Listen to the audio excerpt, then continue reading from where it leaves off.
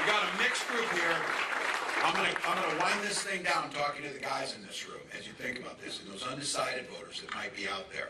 Literally, think about the women in your lives you love. Spouse, partner, daughters, moms, dads, aunts, uncles, neighbors, whatever. Think of those women who are in your lives. This election literally is about their lives. Their lives are at stake in this election. Donald Trump appointed those Supreme Court justices who lied about supporting Roe versus Wade and the protection of bodily sovereignty, who went on to overturn Roe versus Wade, and Donald Trump says he's glad he did it. I'm proud of that. What he's bragging about is those women you're thinking about right now have fewer rights than their mothers or their grandmothers have. That's what he did. Now, 20 states have the Trump abortion ban. Last night, Donald Trump said that if you're a woman, he'll be your protector. And he also said this. Imagine that this was a moment of self-reflection for him. He says, I know a lot of people don't like that. Oh, no shit, they don't like it. But here's the scary part, people, because there's no excuse for not hearing this, because he said it. He said, I'm going to do it whether the women like it or not. That's how this guy's lived his life. That's why he was on the Access Hollywood tape, and that's why he ended up in court, because that's what he thinks about. Women turned away now because of what he's doing from emergency rooms to get basic care, having miscarriages in parking lots, survivors of rape and incest being forced to carry their attacker's child.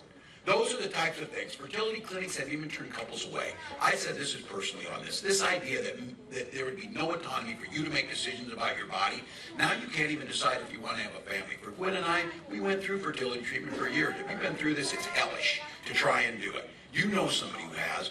The idea, we finally able to have that beautiful little girl.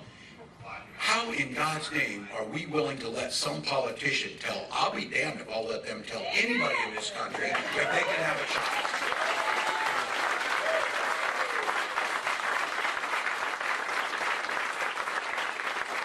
Kamala's made it clear, we will pass a bill to protect reproductive freedom, and she'll sign it into law. Folks, it's this simple. We trust women. We trust women to make their own decisions. We trust them to go to their doctors. We trust them to make these types of decisions. So across the country, I have to say, this feeling of women right now in this, every age and every party, here's what's going to happen on Tuesday. They are going to send a loud and clear message to Donald Trump on November 5th.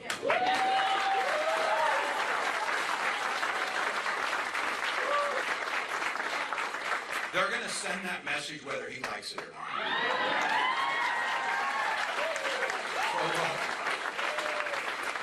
Kamala says we're not going back, and we're not. I'm here today on behalf of the Vice President. I'm here on behalf of folks across this country, humbly asking for your vote. We got asking for your vote. 5 days. We know momentum's on our side. But elections are won in this 120-hour window, so we're not taking anything for granted. So this is the 120-hour pep talks, folks. This game is tied, and it's tied in Pennsylvania. 2 minutes left on the clock, but we've got the damn ball. That's what's happening now. We got the best quarterback. We got the best quarterback in Kamala Harris, and I'm going to say that here. We may be a little tired. We'll find time to sleep when we're dead, but right now, we got the best team, which is you in this room. We got the best team.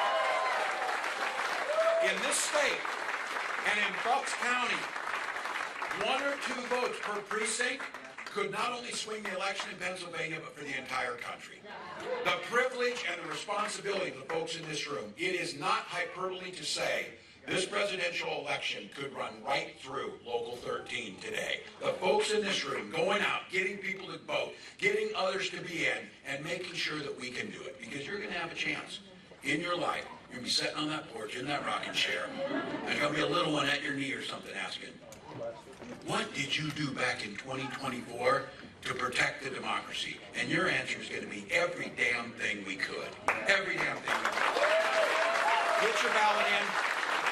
Get your ballot in, drop it in the mailbox, make a plan to vote November 5th, visit iwillvote.com/PA to get that done. And this is as simple as this, folks. The privilege that can only be dreamed about by billions of people around the world to gather on a beautiful day with your neighbors, with your friends, with your coworkers to determine what our future will look like. We're here because we believe in America. We believe in this country. Our hopes and dreams are here today.